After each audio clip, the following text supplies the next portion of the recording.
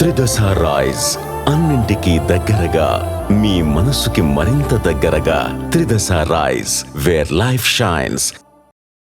Kukatpally police station పరిధిలో నవవధువు చందన జ్యోతి ఆత్మహత్య చేసుకున్నటువంటి ఘటన కుటుంబ సభ్యులందరినీ కలిచివేస్తుంది.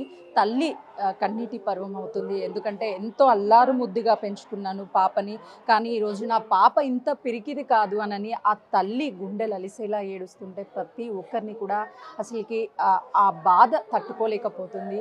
ఎప్పుడు మాట్లాడింది అమ్మ జ్యోతి? నైట్ 8కి మాట్లాడింది. ఏం మాట్లాడింది? మామూలుగానే మాట్లాడింది. అంటే నిజంగా ఎప్పుడైనా చెప్తుందా చందన జ్యోతి మీతో, అమ్మ నాకు ఇబ్బందిగా ఉంది తనతో అని? ఇబ్బంది అంటే ఏమో మాట్లాడు సరిగాను, ఎక్కడికి తీసుకెళ్ళాడు బయటికి అని చెప్పేది.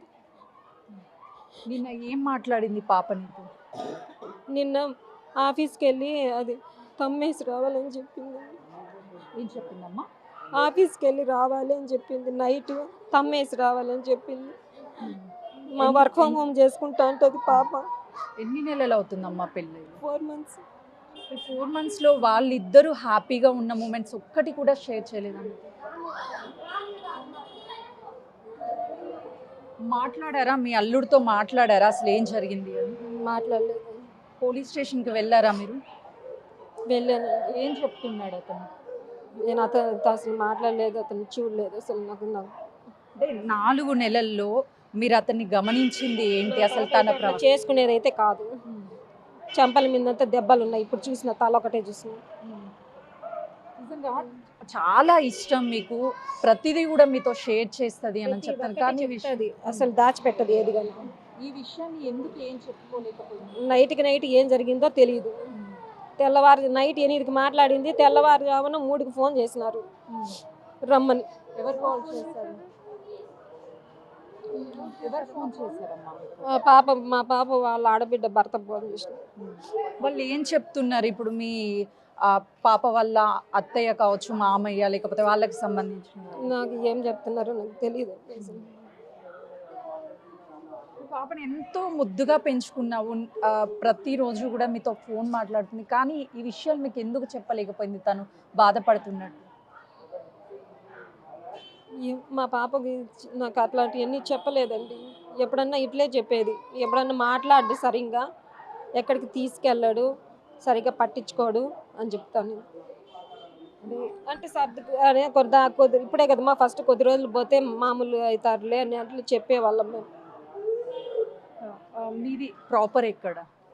మాది ఆర్టీపీపీ అండి. సంక్రాంతి వస్తుంది, కొత్త జంటని ఇంటికి తీసుకువెళ్ళాలని కోటి ఆశలు మీకు ఉంటాయి, కానీ ఈరోజు పాపని ఆ పరిస్థితిలో మీరు తీసుకెళ్తున్నారు.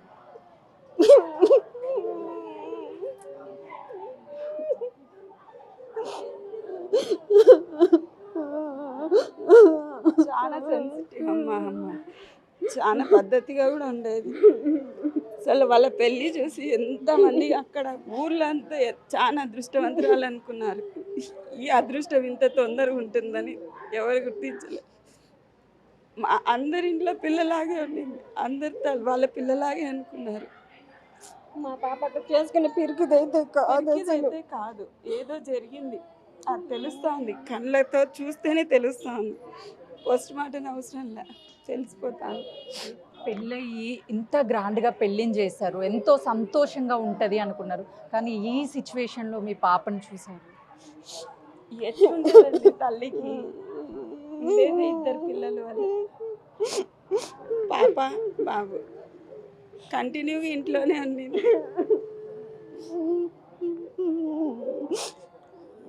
మీరు ఇంకా ఏడిపించకండి. మీరు న్యాయం ఏం కోరుకుంటున్నారమ్మా? ఏ తల్లికైనా న్యాయం జరగాలనే కదా కోరుకుంటా. ఇంత తొందరలో 4 నెలల్లో భరించలేను పెళ్ళి ఎందుకు చేసుకోవాలి? అలాంటి వాళ్ళు ఇంకొకరి జీవితాన్ని డిసైడ్ చేసేకి ఎవరు ఇచ్చినారు వాళ్ళకి హక్కు? అంత చేతగానప్పుడు వదిలేయాలి కదా. ఎంత అంగరంగ వైభవంగా పెళ్లి చేస్తున్నారు, దేనికి చేస్తారు? కానీ పెంచి 4 నెలలు ఆ పిల్ల శవం చూడడానికి చేస్తారా? ఇది కరెక్ట్ కాదండి. అబ్బాయి తరపు వాళ్ళ ఫ్యామిలీ ఏమన్నా చెప్తున్నారా సమాధానం? అంటే మీరు బిడ్డను పోగొట్టుకున్న బాధలో ఉన్నారు, మీకు ధైర్యం చెప్పే ప్రయత్నం మాట్లాడొద్దండి అంటున్నారు. ఇంకా అన్యాయంగా మాట్లాడొద్దండి అంటే బిడ్డని కళ్ళతో చూసిన ఏ మనిషికైనా తెలుస్తుంది ఏం జరిగింది అక్కడ అనేది. ఇంకా వాళ్ళు అన్యాయంగా ఇప్పుడు ఒకటే భర్త ఫోన్ చేయాలి. ఆడబిడ్డ భర్త ఎందుకు ఫోన్ చేస్తాడు? ఎక్కడున్నారు వాళ్ళు? ఎక్కడి నుంచి వచ్చినారు? వాళ్ళు ఎట్లా ఫోన్ చేసినారు?